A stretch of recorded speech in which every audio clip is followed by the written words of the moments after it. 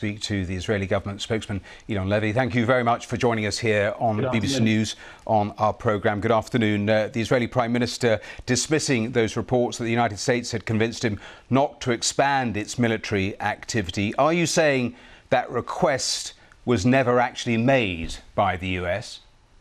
We're saying that the Prime Minister decided in the aftermath of the October 7 massacre that we are going to focus first on destroying the monsters who perpetrated that massacre. We're going to focus on a policy of destroying Hamas in response to the October 7th massacre and aggressive deterrence against anyone else thinking of entering that conflict. And that is the policy that was adopted by the Security Cabinet in the immediate aftermath of that massacre on October 7th. Just in terms of the considerations, was Israel considering a preemptive strike against Hezbollah, and that had to be dissuaded by Joe Biden's intervention? The Prime Minister announced immediately after the October 7th massacre, we are focusing on destroying the monsters who perpetrated that massacre. We do not want to extend this conflict and fight on two fronts. And we've been warning from the very beginning that we do not want to fight on two fronts. But, you know, the situation in the north now is escalating as Hezbollah appears hellbent on dragging Lebanon into a totally needless war. And we are warning now that UN Security Council Resolution 1701 from 2006 must be implemented. That resolution is supposed to keep the peace by keeping the Iran-backed Hezbollah militias away from the northern border. Unfortunately, now they've been stepping up mortar attacks that have destroyed half of the houses in a village called Manara on the Israeli-Lebanese So border. are you saying you're now considering again action against Hezbollah? We are saying that the situation in the north, with 80,000 Israelis who have been displaced, is intolerable. We are trying to deter Hezbollah from dragging us into a war, but unless and until an effective diplomatic solution is found based on UN Security Council Resolution 1701, we will continue making the necessary preparations to repel this threat from our northern border. OK, let's talk about what's happening on the Gaza Strip. Why do you think it is that Joe Biden again had to remind Israel of the critical need to protect civilians?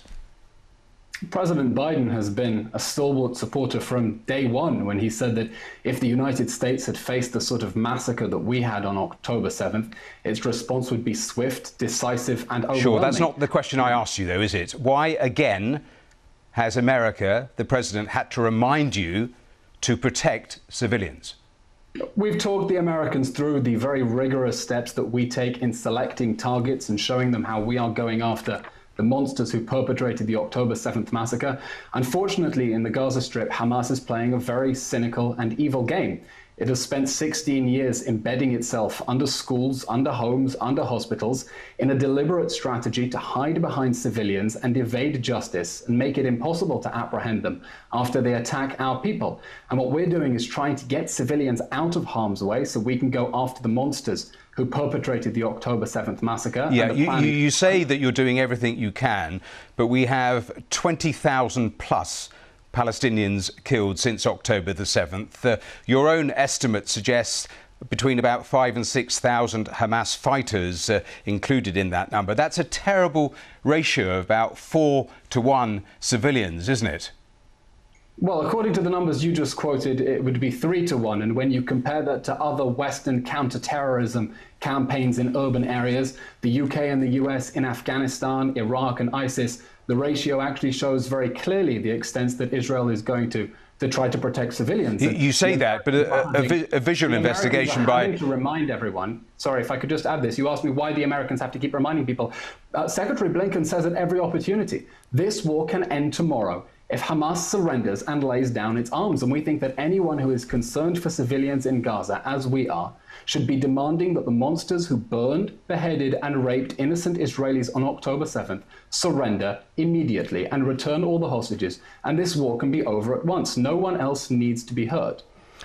A visual investigation by the Washington Post found that more buildings had been destroyed in the first 7 weeks of this war than in Aleppo in 3 years. You're destroying civilian infrastructure. You're destroying Gaza, aren't you? Not just Hamas. It is tragic that Hamas spent the 16 years in which it governed Gaza, instead of trying to serve the people of Gaza, building its bunkers and its tunnels underneath schools. But I'm talking about, I'm sorry, I'm talking about what you are doing. There was a piece in Haaretz in Israel only a couple of days ago which described the whole point of the IDF spokesperson's unit was to put, quote, lipstick on nonsense. That is what you're doing now, isn't it? Lipstick on nonsense. No, I'm not putting lipstick on nonsense. The people putting lipstick on nonsense are those trying to cover up for Hamas deliberately embedding itself under civilian areas. Hamas has a deliberate strategy of trying to use human shields. It builds tunnel shafts under children's beds, it stores rockets in mosques, it builds its command centers under hospitals, and then when Israel goes after these legitimate military targets, people complain that Israel shouldn't be attacking them, as if terrorists should be given immunity just because they choose to hide under civilian infrastructure. No one is saying that. They're just questioning your basic tactics. Benjamin Netanyahu has also said a message to Hamas saying, you either surrender or die. How do you think that helps in terms of hostage releases?